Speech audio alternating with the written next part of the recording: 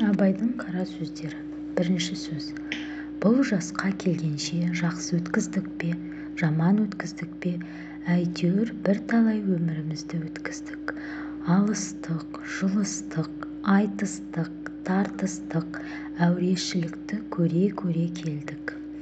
Енді жер ортасы жасқа келдік. Қажыдық, жалықтық, қылып жүрген ісіміздің баянсызын, байлаусызын көрдік. Бәрі қоршылық екенін білдік. Ал енді қалған өмірімізді қайтып не қылып өткіземіз? Соны таба алмай өзім де қайранмын. Ел бағу жоқ, елге бағым жоқ. Бағусыз дертке ұшырайын деген кісі бақпаса, не албыртқан, көңілі басылмаған жастар бағамын демесе, бізде Құдай сақтасын. Мал бағу жоқ, баға алмаймын.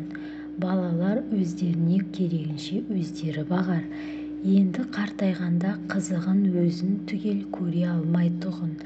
Ұры, залым, тілемсектердің азығын бағып беремін деп, қалған аз ғана өмірімді қор қылар жайым жоқ. Ғылым бағу жоқ, ғылым бағарға да ғылым сөзін сөйлесер адам жоқ. Білгеніңді кімге үйретерсің? Білмегеніңді кімнен сұрарсың? Елсіз күнсізде кездемені жайып салып, қолына кезін алып отырғанның не пайдасы бар? Мұндасып шер тарқатысар кісі болмаған соң, ғылым өзі бір тез қарайтатұғын күйік. Софылық қылып дін бағу жоқ, ол да болмайды. Оған да тыныштық керек. Не көңілде, не көрген күнінде бір тыныштық жоқ. Осы елге, осы жерде не қылған софылық? Балаларды бағу жоқ, баға алмаймын. Бағар едім, қалайша бағудың мәнісін де білмеймін. Не болсын деп бағам? Қай елге қосайын, қай харекетке қосайын? Балаларымның өзіне ілгері өмірінің, білімінің пайдасын тыныштықпенен керерлік орын тапқаным жоқ. Қайда бар, не қыл дерімді біле алмай отырмын. Не бол деп бағам, оны да ермек қыла алмадым. Ақыры ойладым. Осы ойыма келген нәрселерді қағазға жаза берейін. Ақ қағазбен қара сияны ермек қылайын. Кімде-кім ішінен керекті сөз тапса, жазып алсын, я оқысын. Керегі жоқ десе, өз сөзім өзімдікі дедім де, ақыры осыған байладым. Енді мұнан басқа ешбір жұмысым жоқ. 1890 жылы. Абай атамыз бірінші қара сөзінде не жазған, не туралы жазған? Бұл жасқа келгенде біз өмірімізді, қалай өткіздік, жақсы өмір сүрдік пе, көп қателік жасап, жаман өмір сүрдік пе, соны бірталай өмірімізді өткіздік дейді. Осы жасқа келгенше біз алыстық, жұлыстық, айтыстық, біреулермен тартыстық, соғыстық, әйтеуір алысып, жарысып, әурешілікпен күн көріп келдік. Енді орта жасқа келгенде шаршадық біз, жалықтық бәрінен. Жасап жүрген жұмысымыздың қызығы жоқ екенін, пайдасы жоқ екенін, бәрі қошлық екенін түсіндік. Енді қалған өмірімізді қалай өткіземіз, не қыламыз деп қайран қаламын өзіме дейді. Сол кезде немен айналысам мен ары қарай деп өз-өзіне сұрақ қояды Абай атамыз. Ел бағу, яғни әкім болып сайланып ел бағайын ба дейді. Жоқ, ол елге ел баға алмаймын.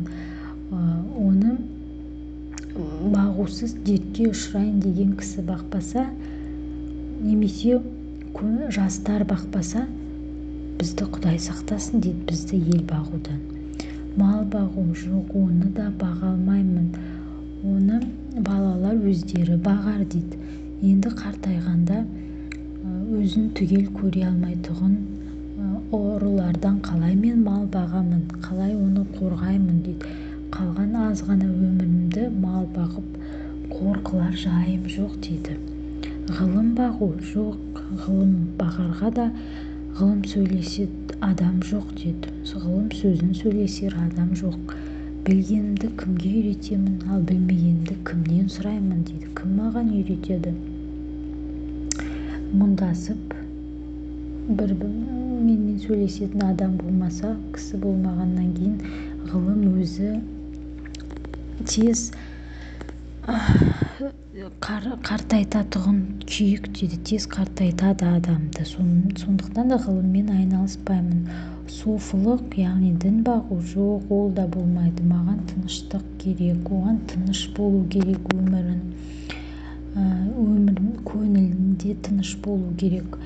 Осы елге, осы жерде не қылған софылық, не қылған дін бағушылық бұл. Балаларды бағу жоқ, балаларды да баға алмаймын. Оларды қалай бағамын мен? Ол бағудың мәнісін білсем бағар едім. Оларды кім бол деп бағамын, кім бол деп үйретем оларға, қандай тәрбие беремін мен оларға, қандай білім беремін, не қыл деп айтамын, өскенде не бол деп бағам оларды. Оны да мен ермек қыла алмаймын алдағы өмірімде дейді. Ең соңында мен ойлап жаңағы ақ қағаз бен қара сияны ермек қылайын дедім. Ол дегеніміз осы қара сөздерді, өзімнің білгенімді қағаз бетіне түсірейін, соны кітап қылып жазайын дейді.